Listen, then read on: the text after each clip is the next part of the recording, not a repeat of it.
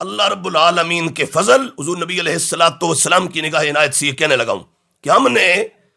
پچھلے کچھ 4-5 سالوں میں کراچی سے خیبر ہزارہ تک اور کوئٹہ سے کشمیر تک میدانوں میں نکل کر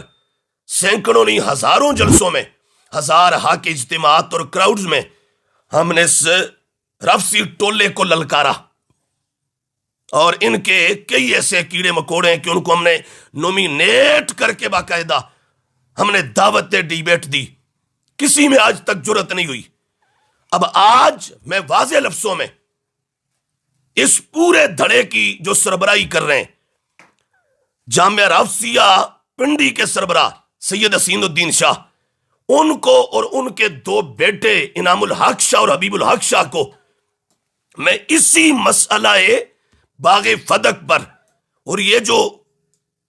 خاص ایک ماحول بنا ہوا ہے اس عنوان پر میں انہیں مناظرہ کا اوپن چیلنج دیتا ہوں، اور یہ واضح اعلان کر رہا ہوں کہ انعام الحق شاہ ہمارے مقابلے میں اترے یا حبیب الحق شاہ اترے، اور یہ باقی جو کیڑے مکوڑے ہیں ان میں سے کوئی بھی ادھر نہ آیا۔ اب ہم نے تمہیں آزما لیا ایک عرصہ تک، تم میں کسی میں دم خم نہیں ہے، اب کوئی چوکی دار یا کوئی کتورا درمیان میں نہ آئے۔ ہمارا براہ راست اعلان ہے حبیب الحق شاہ کے لیے اور اس کے ٹبر کے لیے کہ یہ ہمارے سامنے حبیب الحق شاہ اترے اور اس مسئلہ پر اترے، چونکہ 4-5 سالوں میں انہوں نے اس پورے دھڑے کی سرپرستی کی ہے، ان کو لیڈ کیا ہے، اور ان کو شہ دے دے کر تو باقاعدہ عقائد و نظریات اہل سنت کے خلاف بکواسات کروائیں۔ ابھی آج رات میں بھی، گزشتہ رات میں بھی حبیب الحق شاہ ٹیرے کو لقمے دے دے کر تو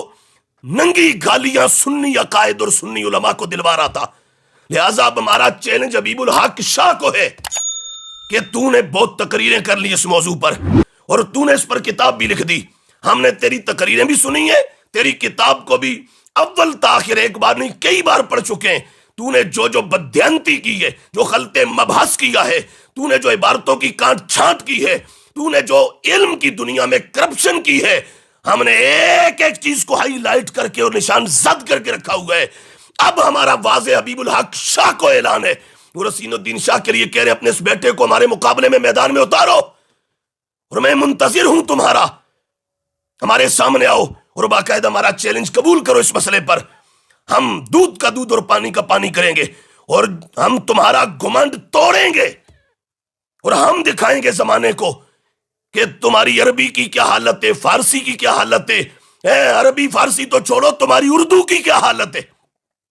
ہاں میدان لگاؤ، باقی یہ جو تمہارے کتورے، ان کی تو غلطیوں کی ہمارے پاس یہاں شاید فہرستیں ہیں، رجسٹر بنے ہوئے ہمارے پاس، یہ ٹیرے ٹورے اور یہ امتیاز شاہ وغیرہ، یہ تو خدا کے فضل سے ہماری ایک ضرب نہیں سہ سکتے، ان کو تو چھوڑیں۔ اب ہمارا چیلنج ہے حبیب الحق شاہ کو، میدان لگاؤ، ہم منتظر ہیں تمہارے۔ اس مسئلہ باغ فدق پر اور اس عنوان پر ہم ثابت کریں گے کہ 15 صدیوں میں جو عقیدہ ہے پوری ملت اور پوری امت کا، جس پر صحابہ کا اجماع ہے، اہل بیت کا اجماع ہے، اور 14 ساڑھے 14 15 صدیوں میں پوری امت جس پر کھڑی ہے سوائے شیعہ اور رافضیوں کے، وہ یہی عقیدہ ہے کیا کہ باغ فدق کے باب میں حضرت افضل البشر بعد الانبیاء خلیفۃ الرسول علیہ السلام بلا فاصل تاجدار صداقت سیدنا صدیق اکبر رضی اللہ تعالیٰ عنہ، آپ کا فیصلہ ہی حق، ثواب اور مبنی بر ثواب ہے۔ حضرت سیدہ پاک رضی اللہ تعالیٰ عنہا،